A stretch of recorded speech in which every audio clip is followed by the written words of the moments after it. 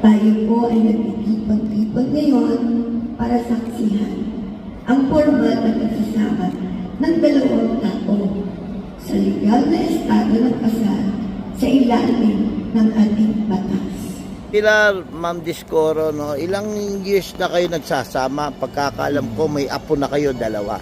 Apat po. Mga 30 years Apat na. 30 years na may 30 years na, ngayon nyo lang talagang naisipan magpakasal. Ilan po ang anak natin? Apat po. Apat? Oo. Eh, bakit naisipan nyo? 60 years na po. Wala po 59. Wala pa ko birth certificate eh. Sa probinsya pa kasi nasunog kasi ang ano namin, City Hall. Tapos nasunog din ang lugar namin. Lahat ng mga dokumento na wala.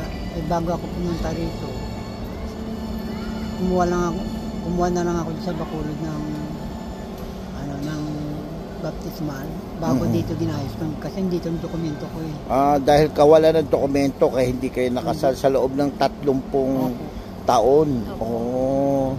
Bubuti nagawa nyo na po ngayon. Kasi humingi ako ng tulong sa City Hall, sa register para itulungan nila ako.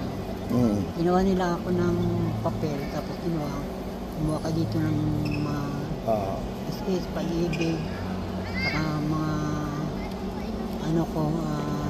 NBI, saka police clearance. Ito na po, ano pakiramdam? 30 taon nagsasama, 4 na ang apo. Ganun pa rin po.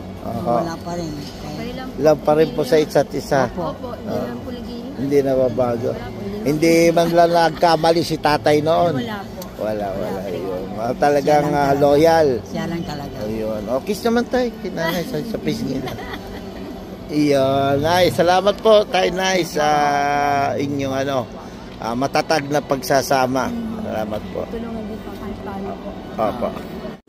At pag-iling ko na habang